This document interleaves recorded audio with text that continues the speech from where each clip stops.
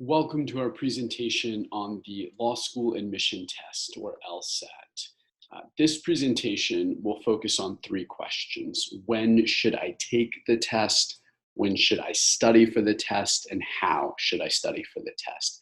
If you're looking for a broader overview of what the test is, then read the written description of it on the College Career Center's website in the pre-law guide, or go to lsac.org, lawschooladmissioncouncil.org, and read the description of the test there.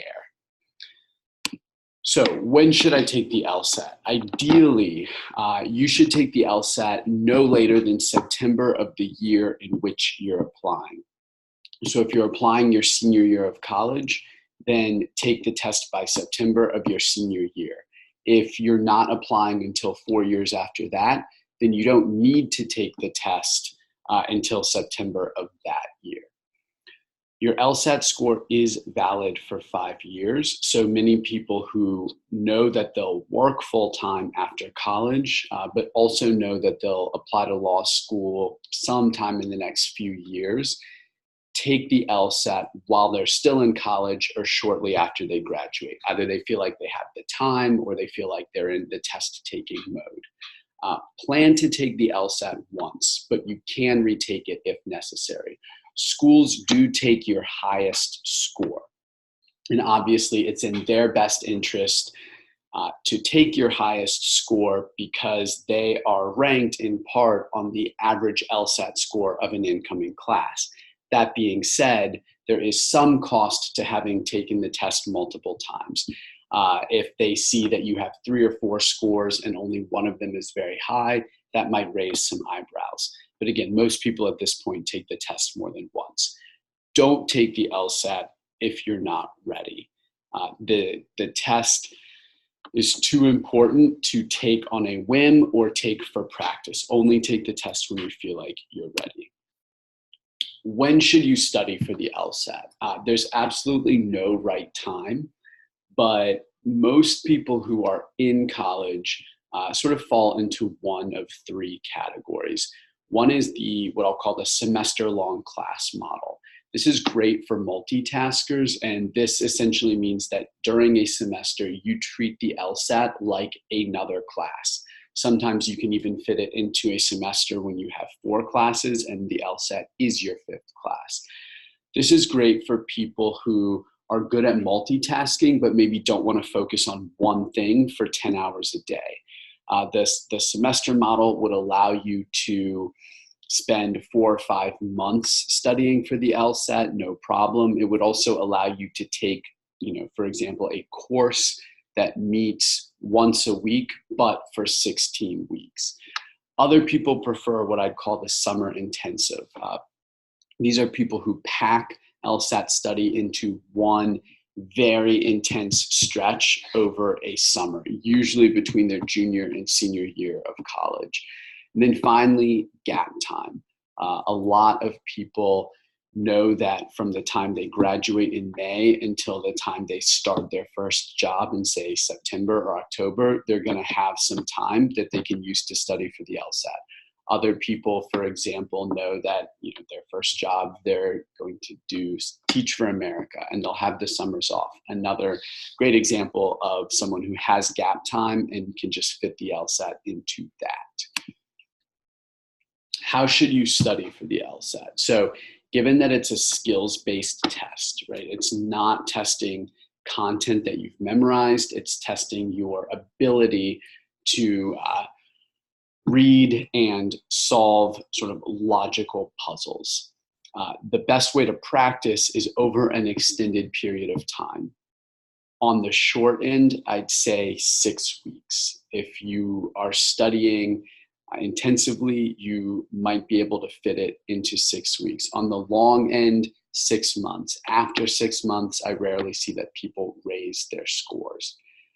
When you study, you need to be fully engaged. This is not a test that you can halfway study for.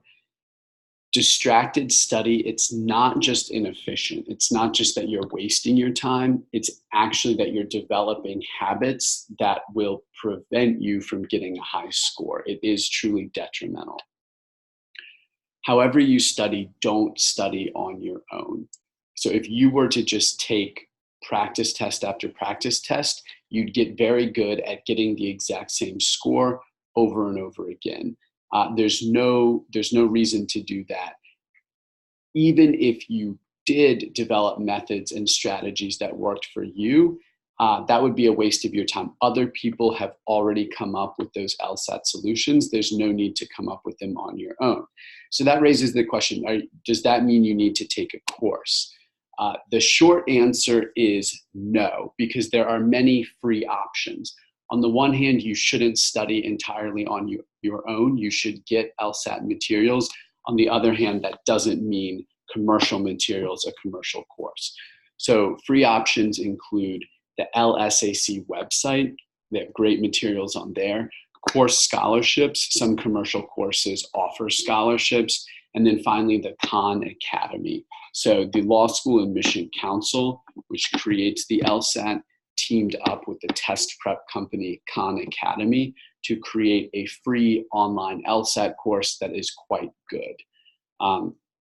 Many people still take commercial courses. Here are the two main advantages of a commercial course. One, you have instructors.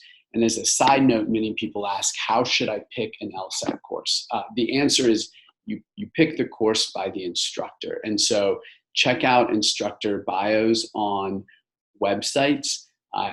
If the company doesn't list instructor bios on websites, then maybe that's a red flag. Maybe you want to gravitate toward a company that does. And ask around. Ask friends who've taken LSAT courses recently if they like their instructors. And if they did, that's a great indication that it's a good course, a good company, and try to take a course with that instructor. Going back to the advantages, right? The first one is that there's someone there to whom you can pose questions, someone holding you accountable. Second advantage is structure. When you study on your own, even if you're using some of the free materials I mentioned above, you're the one who's creating the schedule. You're the one who's deciding how much you'll study, when you'll study it. Whereas if you take a course, someone creates that schedule for you. They say, study this for this long on these days. That allows you to dedicate all of your mental energy to just raising your score. Now, some people like creating their own structure. Other people need structure imposed upon them. There's no right answer there. Just think about who you are, what your learning style is, and what you need. And then think about what resources you have available, if you can pay for a commercial course or not. Final point on commercial courses, online courses can be great. Companies often use their best instructors for the online courses. And they're always more flexible, and they're often a lot cheaper. Thank you very much.